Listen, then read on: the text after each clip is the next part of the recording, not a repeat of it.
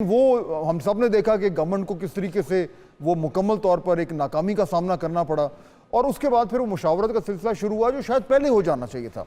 अच्छा, अब उसके नतीजे में आपका अब तक जो चीज़ें सामने आ रही हैं उससे मेरे ख्याल में ये काफ़ी हद तक ये कहना गलत नहीं होगा कि वो जो ओरिजिनल ड्राफ्ट था वो डाइल्यूट हो चुका है। वो चाहे वो मौलाना फजल रहमान साहब की वजह से हुआ है, चाहे वो और दीगर प्रेशर्स आए। अब अगर ये डाइल्यूटेड ड्राफ्ट में कुछ हद तक कंसेंसस हो जाता है और ये पास भी हो जाता है और वो उसमें पार्लियामेंट का स्टैंप भी लग जाता है, तो जाहिर बात है फिर उसकी कॉन्स्टिट्यूशनल और लीगल लेजिटिमेसी तो इस्टेब्लिश हो जाएगी मारिया। फिर जो लोग उसके खिलाफ हैं फिर उनके पास क्या ऑप्शन होगी? देखिए, कॉन्स्टिट्यूशनल लीगल लेजिटिमेसी मुझे मुश्किल लगता है कि एस्टैब्लिश हो, बिकॉज एक इस पूरे इशू के दो पहलू। एक पहलू ये है कि उस मुसव्वदे के अंदर क्या है और उस मुसव्वदे की मंदरजात क्या है और उसके अंदर असल क्लॉजेस क्या है जो पास करवाना चाहती है हुकूमत। उसमें जाहिर सी बात है आईनी कोर्ट से अगर आईनी बेंच के ऊपर वो आने को तैयार है, इस मतलब कि आईनी कोर्ट उनकी अपनी प्रायोरिटी लिस्ट में इतनी बड़े कोई चीज नहीं थी कि वो उस पर फ्लेक्सिबल थे, और फ्लेक्सिबिलिटी हम देख रहे हैं कि पीपल्स पार्टी दिखाने को तैयार है, और जो अभी तक की खबरें शायद गवर्नमेंट भी आईनी बेंच के ऊपर बात मान ले। हम सबको अपने इन्वेस्टिगेटिव हैट्स पहन के देखना है, एक एक क्लॉज का जायजा लेना है कि असल में वो कौन सी क्लॉजेज है, वो कौन सी शराइत है जो इस आईनी कोर्ट आईनी बेंच के साथ सैंडविच करके हुकूमत पास कराना चाह रही है, जिसकी वजह से जो ह्यूमन राइट डिफेंडर्स हैं, जो लॉयर्स हैं, उन सबके कान भी खड़े हो रहे हैं। आईनी बेंच के ऊपर तो किसी को इतराज नहीं था, अगर इतनी सी हाँ। इशू था ये तो बहुत पहले कंसेंसस हो जाना चाहिए था। वो कौन सी चीजें हैं खतरनाक इनके बीच में जिसको हुकूमत पास कराना चाह रही है, और जो फाइनल मुसव्वदा आएगा वो पहले हम देखेंगे और फिर तय करेंगे कि असल में मामला हाँ। क्या है। एक तो ये पहलू। दूसरा उससे ज्यादा खतरनाक पहलू है कि इन तरमीम को पास कैसे कराया जा रहा है। छोड़ दे तहरीक इंसाफ को, चल एक साइड पे कर दे, उनकी एक पॉलिटिकल वो आपके मुखालिफ है। आप मेंगल साहब की कल रात से ट्वीट्स देख रहे हैं, वो क्या बात कर रहे हैं। एक तरफ रियासत कहती है कि बलूचिस्तान के लोग हैं वो उस कौमी सियासी धारे के अंदर आए, और आप आपके सिस्टम में बिलीव करें, पार्लियामेंट में आए, और आप पहाड़ों पे मत चढ़े, आप मूवमेंट्स ना चलाएं। दूसरी तरफ जो लोग चूज कर रहे हैं सिस्टम का हिस्सा बनने के लिए, उनके साथ आप कर क्या रहे हैं।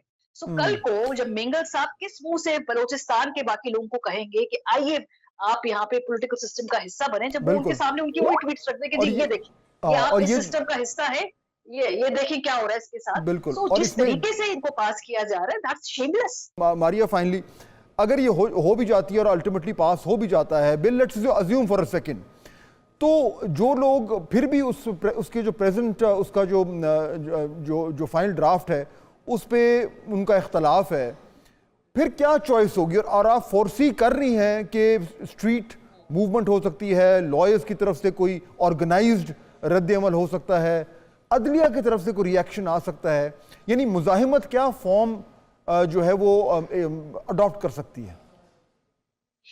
देखिए, मुझे लगता है कि बज़ाहिर तो तहरीक इंसाफ की जो स्ट्रीट मूवमेंट की जो ताकत है, वो इस वक्त काफी हद तक महदूद है, और उनके जो फॉलोअर्स हैं, खासतौर पर उनका जो वर्कर है, वोटर है, एक हम देख रहे हैं कि वो जो प्रोटेस्ट फटीग भी होती है ना, जो पॉलिटिकल मूवमेंट्स की फटीग होती है, जहाँ पे आप 2.5 साल से मुसलसल एक एहतजाजी एजिटेशनल मोड के अंदर है।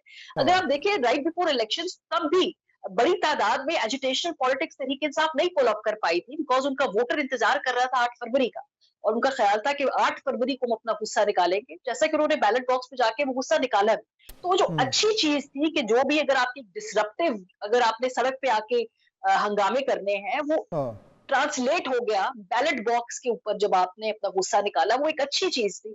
और सिस्टम को मेरा ख्याल है कि यहाँ से रीसेट होना चाहिए था, जो कि नहीं हुआ। उसके बाद भी हमने देखा कि मुसलसल आप जो है उसके ऊपर प्रेशर बढ़ाते जा रहे हैं, और इस पूरे निजाम के अंदर वो जो एक खतरे की घंटी होती है ना, वो बजी जा रही है, बजी जा रही है, बजी बिल्कुल। जा रही है, जिसको कोई नहीं सुन रहा।